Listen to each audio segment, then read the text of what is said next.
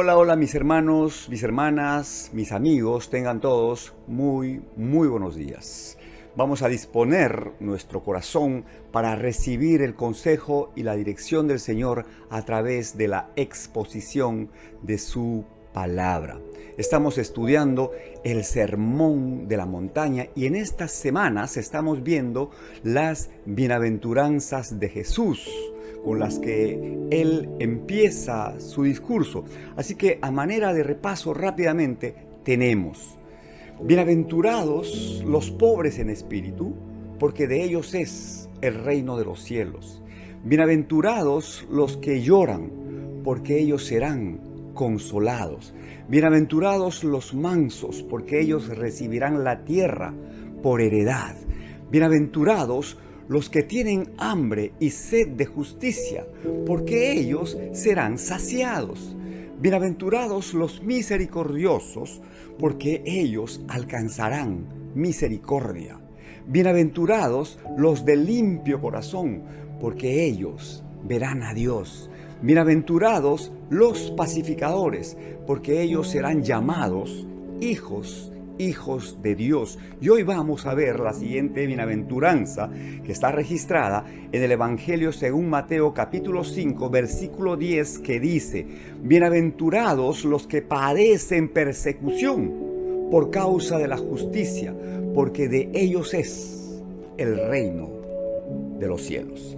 A ver, cuando la Biblia habla de justicia, siempre lo hace en relación con la justicia de Dios, en relación con la justicia del reino. Es justicia de lo alto. En el Evangelio según Mateo capítulo 6, versículos 31 al 34, Jesús dijo: no os afanéis pues diciendo ¿qué comeremos? ¿O qué beberemos? ¿O qué vestiremos? Porque los gentiles buscan todas estas cosas. Pero vuestro Padre Celestial sabe que tenéis necesidad de todas estas cosas. Mas buscad primeramente el reino de Dios y su justicia, y todas estas cosas os serán añadidas. Bendita, poderosa, fiel promesa de nuestro Señor. Todas estas cosas, dice, todas por las que nos afanamos, vendrán por añadidura. Pero lamentablemente los hombres buscan primeramente, prioritariamente, las añadiduras y dejan a Dios de lado. Y en ese afán pervierten el derecho y quebrantan la justicia, y las consecuencias no se hacen esperar, están a la vista, mis hermanos. Entonces, la iglesia de Jesucristo, el remanente de Dios, tiene que levantarse no solo para hablar de la justicia, sino también para practicarla en lo cotidiano, en cada uno de sus actos, ¿ya? Por donde quiera que vayamos, mis hermanos, tenemos que ser instrumentos de la justicia de Dios, y por esta causa vamos a padecer persecución, porque definitivamente actuar así es nadar contra la corriente, es establecer la cultura del reino de Dios, cultura de bendición y de vida, versus o contra la cultura de maldición y de muerte que impera en este mundo, ¿ya? Miren, según la Biblia, no existe una justicia al margen de Dios, porque así como existe un amor que es natural, es humano, un amor filial, sensorial, que es limitado y muchas veces es un amor condicionado, existe también un amor que es de lo alto, amor divino, amor que todo lo sufre, todo lo cree, todo lo espera, todo lo soporta, amor que permanece para siempre. Asimismo, existe también una sabiduría que es de este mundo, terrenal, y que es muchas veces una sabiduría tendenciosa y diabólica. Pero existe también una sabiduría que es de lo alto, que es primeramente pura, después es pacífica, amable, benigna, llena de misericordia y de buenos frutos, sin incertidumbres ni hipocresías. Igualmente existe, mis hermanos, una justicia que es humana y es terrena y que termina siendo un trapo de inmundicia ante la justicia de lo alto. La Biblia dice que la justicia y el derecho, ¿ya? Justicia y derecho son el fundamento del trono de Dios. La misericordia y la verdad van delante de Él. Eso está en el Salmo 89. Y cuán oportuno es citar una vez más lo que escribió el proverbista en el libro de Proverbios, capítulo 3, versículos 8 al 9, que dice: nunca se apartará de ti la misericordia y la verdad. Átalas a tu cuello, escríbelas en la tabla de tu corazón, y hallarás gracia y buena opinión delante de Dios y de los hombres. Fíate del Señor de todo tu corazón y no te apoyes en tu propia prudencia. Reconócelo en todos tus caminos y Él enderezará todas tus veredas. No seas sabio en tu propia opinión. Teme al Señor y apártate del mal, y será medicina a tu cuerpo y refrigerio para tus huesos.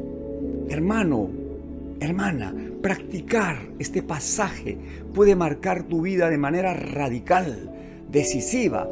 Puede marcarla como la noche y el día. Pero eso implica tomar decisiones radicales también, y decisiones en todo orden de cosas. Tienes que meterte en las aguas profundas de Dios. Deja ya de estar andando en los rudimentos de la fe. Deja de estar viviendo en lo superficial de la instrucción de Dios. Atrévete a ir más allá de lo que hasta ahora has sido. Decide caminar una milla extra atendiendo al requerimiento de Dios, y meterte en las aguas profundas de Dios implica, hermano, hermana, incorporar a tu vida disciplinas espirituales. Por otro lado, tienes que saber que en las aguas profundas de Dios tus enemigos no van a llegar. ¿Sabes por qué? Porque no saben nadar y se van a ahogar. ¿Sí? ¿Me entiendes, verdad? Meterte con Dios, entrar a tu peniel espiritual, tiene que ver también con encarnar el consejo de Pablo en Gálatas 2:20, que dice: con Cristo estoy juntamente crucificado, y ya no vivo yo, mas Cristo vive en mí, y lo que ahora vivo en la carne, lo vivo en la fe del Hijo de Dios, el cual me amó y se entregó a sí mismo por mí. Tiene que ver también con vivir cada día. 2 Corintios 5:17. Este pasaje lo citamos permanentemente. ¿Por qué? Porque es nuestra partida de nacimiento espiritual. Dice: de modo que si alguno está en Cristo, nueva criatura es. Las cosas viejas pasaron, he aquí todas han sido hechas nuevas. Hermano, hermana, que emerja pues la nueva criatura, el hombre nuevo, la mujer nueva, creados según Dios para buenas obras. Tiene que ver también con lo que dice Filipenses capítulo 2, versículos 3 al 4. Nada hagáis por contienda o por vanagloria, antes bien con humildad, estimando cada uno a los demás como superiores a él mismo, no mirando cada uno por lo suyo propio, sino cada cual también por lo de los otros. ¡Aleluya! La palabra de Dios tiene que ser siempre nuestra lámpara que nos alumbra, no solamente el camino por donde debemos transitar, sino también lámpara que alumbra los ojos de nuestro entendimiento y disipa toda oscuridad de nuestra mente.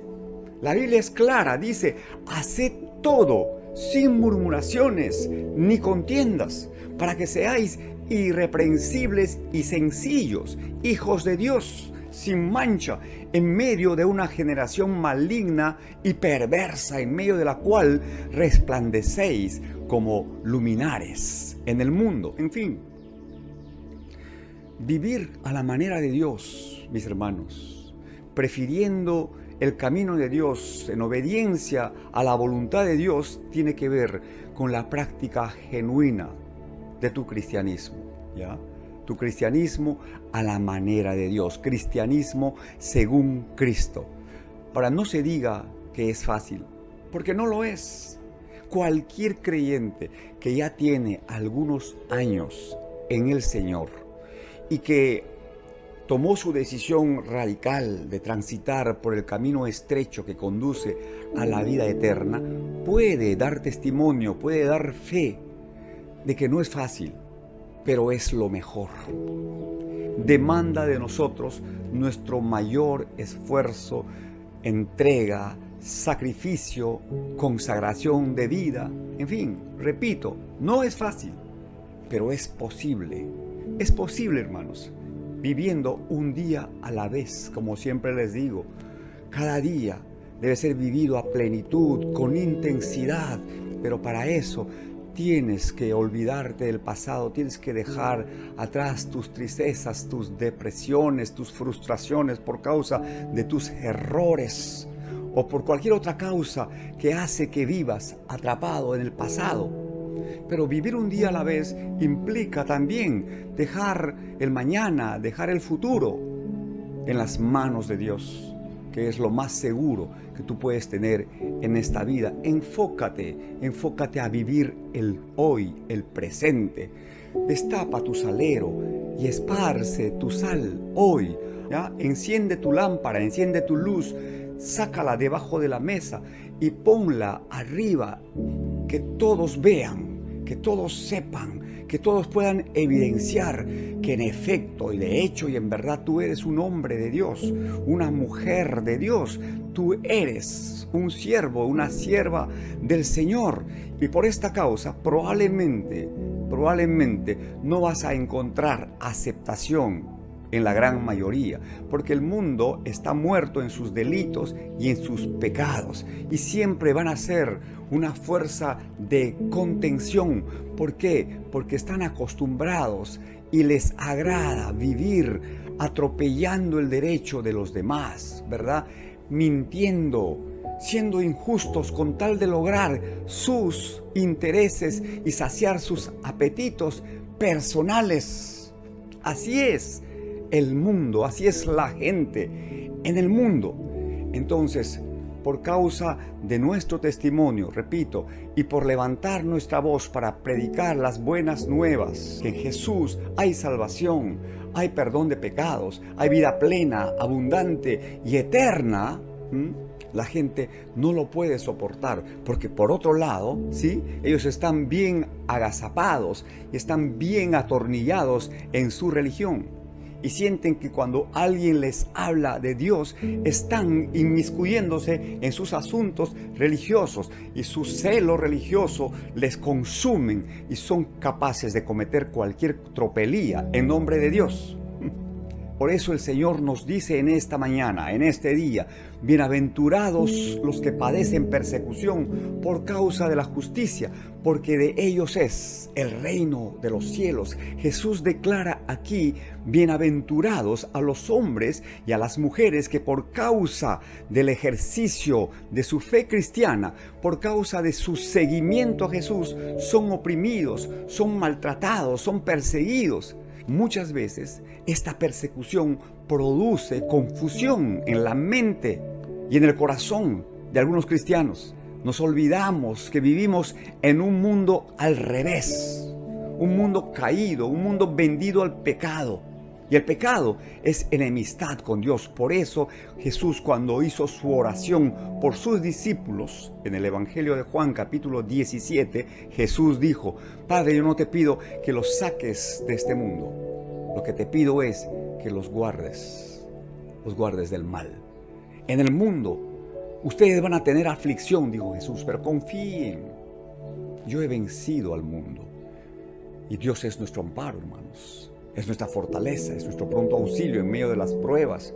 Por eso no nos cansamos de confesar y declarar la palabra del Señor. Dios es mi luz y mi salvación, ¿de quién voy a temer? Dios es la fortaleza de mi vida, ¿de quién he de estar atemorizado? Cuando se juntan contra mí los malignos, mis opresores, mis enemigos, para atacarme, para hacerme daño, ellos tropiezan y caen. Porque Dios está conmigo y es por mí. Aunque un ejército acampe contra mí, no temerá mi corazón. Pues aunque contra mí se levante guerra, yo estaré confiado. Una cosa le he demandado a Dios, y esa voy a buscar, que esté yo todos los días al amparo suyo, bajo su cobertura, habitando al abrigo suyo, morando bajo su sombra. Y Él me va a guardar en su tabernáculo en el día malo. Él me esconderá, me protegerá en lo íntimo, en lo reservado de su morada. Hermanos, son las promesas de Dios para proteger a los suyos. Y es así porque el mundo en el que vivimos es un mundo en el que impera la maldad, en el que a lo bueno llaman malo y a lo malo llaman bueno. El mundo ve al cristiano como un retrógrada, como un cavernario, como un insensato. El evangelio es contrario a la ley que impera en el mundo. Tan contrario, hermanos, que despierta su rechazo y provoca su enemistad. Y ante esta enemistad, el cristiano tiene que enfrentar cada día la tentación de adaptarse, de amoldarse, de dejarse llevar por las corrientes de este mundo. Por eso la exigencia de Jesús es extrema, es radical. Él dijo: si alguno quiere venir en pos de mí, pues niéguese a sí mismo, tome su cruz cada día y sígame. Y en otro pasaje en relación a seguir a Cristo cargando la cruz, Él dijo: el que no toma su cruz cada día y me sigue, no es digno de mí. Amén. Algo más en relación a la justicia. ¿Por qué mató Caín a Abel? ¿Por qué? Porque Abel era justo. Abel amaba a Dios con toda su mente, con toda su alma, con todo su corazón, con todas sus fuerzas. Y Dios, en respuesta a ese amor, dio testimonio de su justicia. Eso es lo que dice la carta a los hebreos. Por eso es que Caín se llenó de celos y determinó en su corazón acabar con la vida de su hermano. ¿Ven lo que implica ser justos? Implica muchas veces llegar a poner en riesgo la propia vida. Pero Dios es bueno y su misericordia es para siempre. Algo más. ¿Por qué los fariseos, los escribas, los sacerdotes y los religiosos del tiempo de Jesús lo odiaban tanto al extremo de procurar matarle y al final lograron su cometido? ¿Por qué? Porque no podían resistir la pureza de su vida, no podían soportar su justicia, su piedad, ¿ya? Esto era para ellos como una espina en sus conciencias. Por eso Juan, cuando vio que muchos de estos religiosos llegaron a su bautismo, ¿verdad? Él les dijo: ¿quién les ha enseñado a ustedes, raza de víboras, generación de serpientes, hijos del diablo? ¿Quién les ha enseñado a huir de la ira venidera? Den pues frutos dignos de arrepentimiento y no piensen dentro de sí diciendo: a Abraham tenemos por padre, porque yo les puedo asegurar que Dios puede levantar hijos a Abraham aún de estas piedras. Ya el hacha está puesta a la raíz de los árboles, por tanto, todo árbol que no da buen fruto es cortado y echado en el fuego. Eso dijo el precursor del Mesías, el precursor del Cristo, de Jesús. Y cuando Jesús apareció en el escenario, ellos no lo pudieron soportar. Hay un pasaje de la Escritura cuando Jesús iba camino al Gólgota, ¿se acuerdan? Y viendo a las mujeres que lloraban, decían: no lloren por mí, lloren por ustedes y sus hijos. Porque si así hacen con el árbol verde, ¿qué no harán con el árbol seco? Si así hacen con el Señor, ¿qué no harán con los siervos? ¿Qué no harán con los seguidores, con los discípulos? Pero la historia no termina ahí, pues felizmente, ¿no? No. Y esto me lleva una vez más a Filipenses 2, cuando el apóstol Pablo, en relación al sacrificio de Jesucristo, dijo: haya pues en ustedes, hermanos, también el mismo sentir que hubo en Cristo Jesús, el cual, siendo en forma de Dios, no estimó el ser igual a Dios como cosa que aferrarse, sino que se despojó a sí mismo, tomando forma de siervo, hecho semejante a los hombres, y estando en su condición de siervo, se humilló aún más y se entregó a la muerte vergonzosa, terrible, cruenta, de la cruz. Por lo cual, dice, ¿no? Por eso digo, ahí no se quedó todo. Después de la cruz está la gloria. Por lo cual, dice el apóstol, Dios también le ha dado un nombre a Jesús, para que en el nombre de Jesús se doble toda rodilla de los que están en los cielos, en la tierra y debajo de la tierra, y toda lengua confiese que Él es el Señor de señores y el Rey de reyes. Aleluya. Igualmente nosotros, hermanos, si tenemos que padecer por causa de la justicia divina, hermanos, no nos desesperemos, no nos aflijamos, no reclamemos, no. En este mismo sermón más adelante, lo vamos a desarrollar, pero Jesús dijo: bienaventurados sois cuando por mi causa os vituperen y os persigan y digan toda clase de mal contra vosotros, mintiendo. Gozaos, alegraos, porque grande es vuestro galardón en los cielos, porque así hicieron con los profetas que fueron antes de vosotros. Hermanos, no nos engañemos cuando en el mundo hablen bien de nosotros, con lisonjas y con adulaciones. Cuando nos inviten a sus celebraciones, a sus convites, cuando se sienten cómodos con nosotros y nosotros con ellos, cuando ya no significamos ninguna amenaza para ellos, debemos examinarnos seriamente, debemos examinar nuestra escala de valores, porque esto significa que algo está empezando a fallar. Nos estamos adaptando a este mundo. Como sal, estamos perdiendo, si es que no hemos perdido ya del todo, nuestro sabor. Significa que hemos perdido nuestra razón de ser en la sociedad. Miren, cuando el Evangelio llegó a la ciudad griega de Tesalónica, dice que una turba de maleantes, de malhechores, dirigida por algunos enemigos del Evangelio, prendieron a algunos cristianos y los llevaron violentamente ante los tribunales con la acusación de que estos, eso está en la Escritura, estos que trastornan el mundo entero también han venido acá.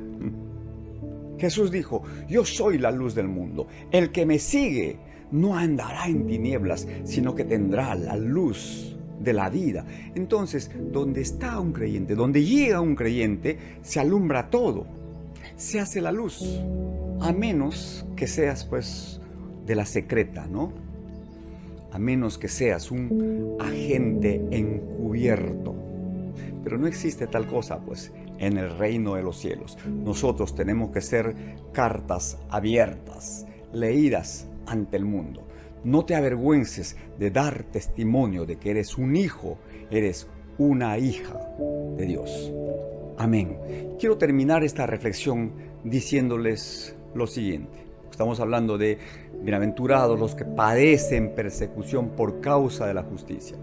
Toda persecución es dolorosa, terrible, pero hay una persecución y un sufrimiento que son especialmente dolorosos, o mejor dicho, lamentables. Es la persecución que se origina en las propias culpas de los cristianos, porque muchas veces el mundo habla mal de los cristianos y de la iglesia porque sus miembros se portan torpemente, insensatamente. Escuchen lo que dice el apóstol Pedro en su primera carta universal. Dice: si sois vituperados por el nombre de Cristo, sois bienaventurados, porque el glorioso Espíritu de Dios reposa sobre vosotros. Ciertamente, de parte de ellos Él es blasfemado, pero por vosotros es glorificado. Así que ninguno de vosotros padezca como homicida o ladrón o malhechor o por entrometerse en lo ajeno. Pero si alguno padece como cristiano, no se avergüence, sino glorifique a Dios por ello, porque es tiempo de que el juicio comience por la casa de Dios. Y si primero comienza por nosotros, ¿cuál será el fin de aquellos que no obedecen al Evangelio de Dios? Como dice la Escritura, pues, el que tenga oídos para oír, pues oiga, porque esta es la palabra viva, eficaz, la que es más cortante que espada de doble filo, que penetra hasta partir nuestra alma, espíritu, coyunturas, tuétanos, y discierne todos nuestros pensamientos e intenciones del corazón. Que Dios, hermanos, que Dios traiga revelación de esta escritura a nuestro corazón y nos ayude a poner por obra su palabra. Nos ayude, hermanos, a pasar de la simple reflexión a la acción decidida de nuestra parte, para tal fin que Él nos ayude con su espíritu a inclinar nuestra voluntad hacia la obediencia de su preciosa y poderosa palabra. Amén. Listo.